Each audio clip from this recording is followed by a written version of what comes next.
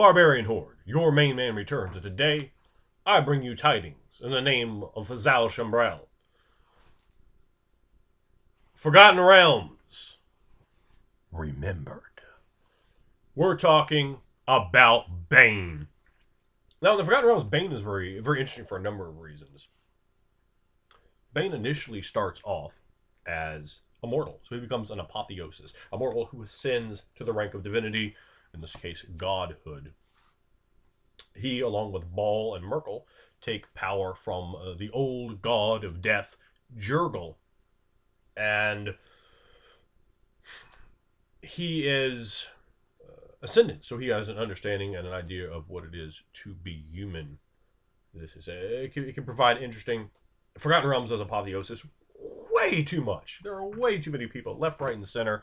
And I think it presents a really bad sort of idea, and you get players out there going, "Oh, my character be a god." And I think all that is very very problematic and bad. I think if you're going to use apotheosis, you use it once, twice, and something like that. You don't use it and use it and use it and use it and use it. You want to have it very much narrow reined in. 77 Thrones, the Theological Codex for Within the Ring of Fire, we really only have one mortal who ever made that ascension, and there was a lot of building there. In a lot of the Forgotten Realms, there's not much building, and it's not as much as I certainly would like to have seen. It goes into the mythology behind that. Essentially, here are the characters from the books. Now they're gods, and they do that later with Zal Shambrel. I'm like, and I guess I wanted to keep him around. I'm like, well, why would he even be alive? As we'll fast forward to Forgotten Realms in 4th edition by quite a number of years. Bane is sort of the centerpiece of Zhentil Keep. We see a period of, I want to say 14 years off the top of my head, after the Times of Trouble, where Bane is dead and Bane is gone. And then we see Bane resurrected through his son, his demonic son. And I want to say that happens in 1371 DR, and I believe he goes out in 1357 DR. Don't quote me on that. It's close enough. It doesn't matter if it's 58 or 70 or 72. And I'm pretty sure it's not. He comes back in Hammer. Off the top of my head, I recall that Hammer is the first month on the Forgotten Realms calendar, which is fairly similar to Earth, though there are some differences. So he comes back. First month is like a January in Hammer, and we see this war begin between he and Cyric for control of Zhentil Keep, for control of these portions of power. While Bane was dead, his followers were actually, while worshiping, they were still getting their power from Cyric, a lawful evil god, followers getting power from a chaotic evil god. The chaotic evil god went in and usurped their domains, usurped their power, and used that to slowly seduce and bring more followers of Bane. Zal Shambrel himself even temporarily worshiping Bane. It seemed more of a relationship of convenience, an attempt to surefire get these powers that he needed. We see Zhentil Keep even having beholders in the Beholder Corps that have some passing relationship to the Zhentirum, to Bane, essentially, because Bane is Zhentil Keep, this dark, evil, lawful city that thrives with potency, with humans and orcs and even beholders lurking through the early misty morning and pre-morning time, floating through the back alleys. And you can tell some wonderful stories in Zhentil Keep and around Zhentil Keep, and using Zhentil Keep in a good number of ways.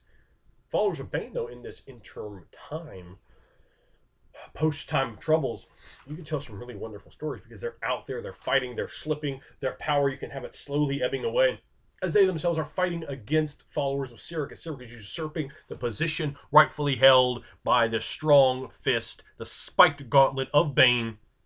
And you can tell that very interesting story.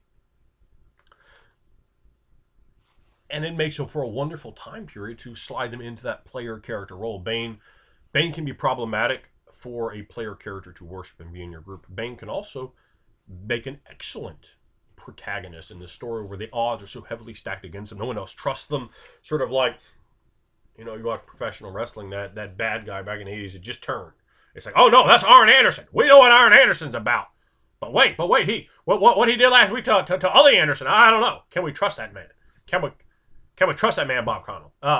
So it can be interesting. And the other part are like, oh, we know you're about Bane, and but we also know this about Bane, this about Cyric, and if you're hitting Cyric hard as the antagonist for your campaign, they might want nothing more than Bane. And you might have the cleric of Bane or the paladin of Bane of tyranny, and that paladin of Tyr we talked about in an earlier video, squaring off, and they're like, and then that's when you run in with the followers of Cyric. They're back to back. They're fighting. They're uneasy, but they both have that lawful nature. They both have that due process, that idea of an orderly mindset. You understand, which can find some degree of commonality, particularly if you have other characters over here. The chaotic neutral follower of Tempest or something of that nature, who wants to be there for the war. And Bane likes wars. Well, Bane wants control. He has that gauntlet of iron, of black iron with spikes, glowing green fire from it. That could be potent. You get a player something like that, they're going to waffle somebody with it, as rightfully they should. So when you have Bane, you can really bring across a player who not only is this warrior, but he's a tactician, and he's a manipulator. He wants to construe events around him to his own goals. That means he's not going to be this raving bad guy that's running around. It's certainly not going to be there, oh, go and slit everyone's throat in the camp. You're not going to have that kind of nonsense from a follower of Bane. He has honor in his own way. He has that honor that can be picked up on, which can give, the good paladin is like, oh, I don't trust you. But maybe I can. Maybe you have enough honor that maybe I could trust you. And then you can have that pull there, between both of them, that maybe pulls them both more towards that lawful neutral center. Or, just like a rubber band, and then back out, which can provide some very interesting storytelling ideas and provide drama. And having characters in a position like that, where they don't necessarily always get along, can provide drama, and that's what you want. That's going to fuel role playing. That's going to fuel a lot of interest. And but if you're running, you don't want to just drop a follower of Bane in any Forgotten Realms game. That's really what I'm trying to get across. In a span where Bane is gone, and where Bane's just starting to come back together, and you might have to put players in a hard position. Do we want to support Bane? Do you want to support Bane in a war against Cyric? Cyric's batshit crazy and insanely dangerous. Bane is crafty, manipulative, political, and intellectual. Bane is organized. He's lawful. He can create a big problem. Cyric is woohoo, So there's a lot of obstacles possibly there, and a lot of ideas that can weigh in a balancing act. And generally, I think most players are going to come to the conclusion of, if we're going to have to support one, we're going to support Bane, or they might, there's a lot of ideas and potential there. You can have follower of Bane that's also under disguise, and he wants nothing more than an adventuring party to get himself some gold, to get himself reestablished, to get himself whatever he wants to continue to build up with that wealth for the service and following of Bane, not wanting to succumb to Cyric. So he's trying to avoid followers of Cyric. He's trying to covertly bring others to his banner, sort of set up his little splinter cell type and hit them. And he's pressing hard on the players. Oh, Cyric, they did me wrong. We got to go get followers of Cyric, followers of Cyric, followers of Cyric, followers of Cyric. And the whole time he's putting himself over like he's a good dude, like there's going to be no issue or problem with him, earning trust, making sure everyone likes him, bringing across any kind of skill. You throw an interesting skill in there like cook, or maybe blacksmith, and he's helping the players. He's being selfless towards them, but not really. He's just putting on that front, that veneer of kindness. Behind it lurks a man of steel who is hard and hardened and has no interest necessarily in any of that kindness, but wants to put that forward to ease the water. So that's another way you can introduce that character. Remember, as long as you can get your players kind of working in a way they're not going to be like, all right, well, and they'll just dip out in other directions, or having people run around murdering each other like that. Not that you can't build that, one side of the mountain and the other, build, and have that interesting climax, but you don't want just PvP running rampant.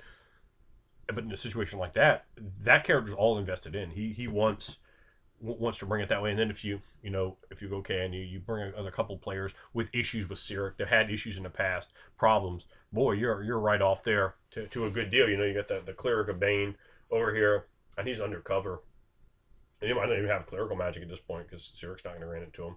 So he just has his different skills, his fighting abilities, and he's going to do what he can to make sure that Cyric is well respected and well appointed in this game, or well positioned against, I should say, in this game, and that slowly the Bane is being shown respect and homage, not necessarily from the player characters, but possibly from them, and then eventually you can do a deal where he gets all his clerical power back.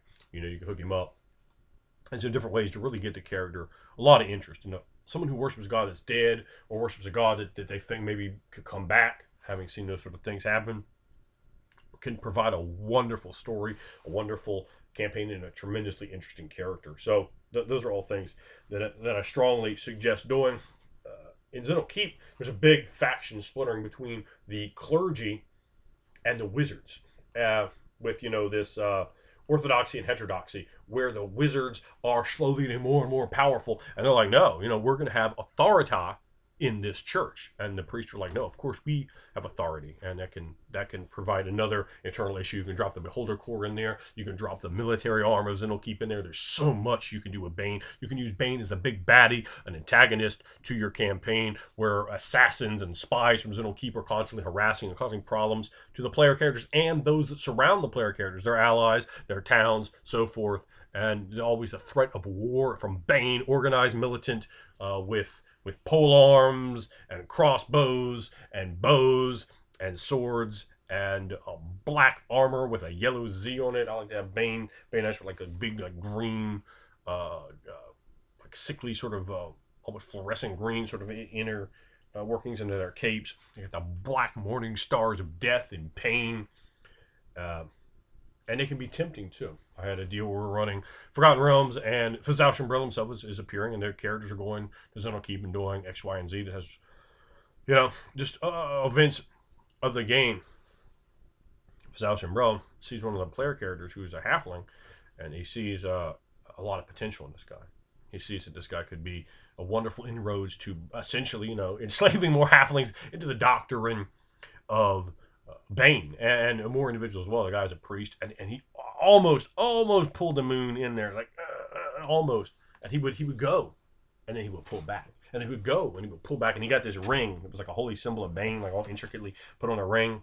And he was at the Black Masses of Fazal Umbrella. He was brought into temples. He was shown these holy sites of Bane in Zhentil Keep. As I believe that's probably about DR 1374, something like that, where they're rebuilding after Cyric reads from the Seneshads and shatters Zhentil Keep with the might of his insanity and the power it provides him.